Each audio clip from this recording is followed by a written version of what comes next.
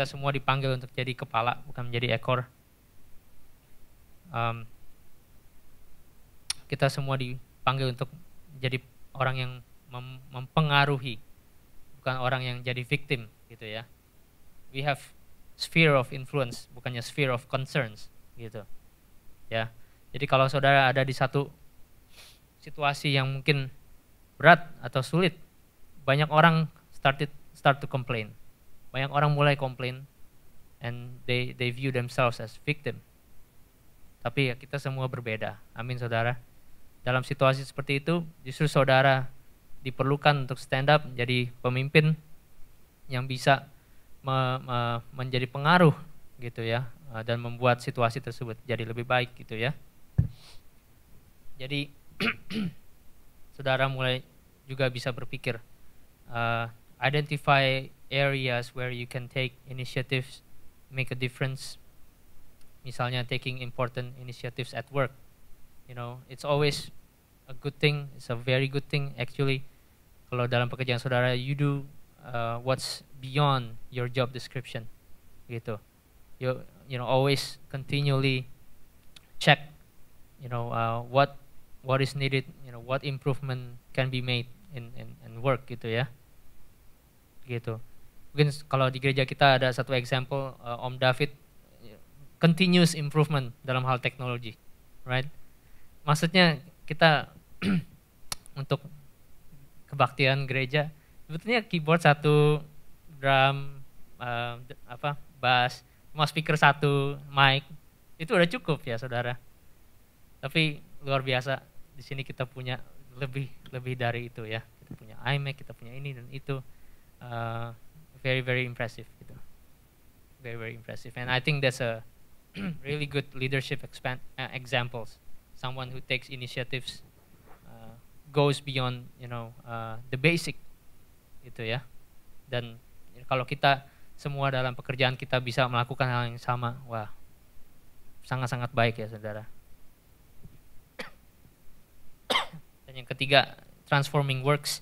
Saudara pun bisa berdoa, biar Tuhan tunjukkan kepada saudara dalam hal apa saudara bisa melakukan sesuatu yang bisa contribute to the society, contribute to the community, change the world. You know, even from the smaller communities, from your work group or team, starting from your department, your company. Mungkin one day, you know, it will build up. You will have a chance to influence or to transform a nation, transform a world, gitu ya. Nggak ada yang mustahil ya. Impossible as nada. Dan saya percaya stewardship, by doing stewardship, by learning about leadership, itu ada satu building blocks, dan pada akhirnya saudara akan bisa melakukan hal-hal yang bisa transform the world gitu ya. Jadi saat ini saya mau kita semua untuk coba ke lembar kedua. Ada satu halaman yang tertulis namanya My Commitment. Di halaman keempat ya saudara. Saudara bisa pakai lembar yang pertama itu sebagai contoh, sebagai reference gitu. Saat ini saya mau ambil waktu untuk masing-masing dari kita for a personal prayer time. Saudara bisa minta Tuhan untuk menunjukkan what specific actions dalam setiap hal-hal ini gitu ya, yang saudara bisa lakukan dalam pekerjaan atau situasi saudara masing-masing, dalam hal relational, witnessing, praying, caring, apa yang saudara bisa lakukan dalam hal being the salt and the light, apa yang rasanya Tuhan minta saudara, Tuhan mau saudara belajar atau rubah atau repent gitu ya.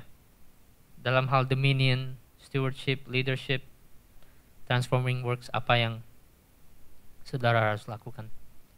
Nanti setelah saudara selesai tulis, I want you just saudara bisa lihat grup saudara, kalau udah selesai bisa mulai share dengan grup saudara masing-masing, dan kemudian setelah itu saya minta saudara di grup masing-masing untuk saling mendoakan akan action items masing-masing. Kita berdoa saudara akan didukung oleh grup saudara supaya saudara bisa accomplish action items yang saudara sudah tulis.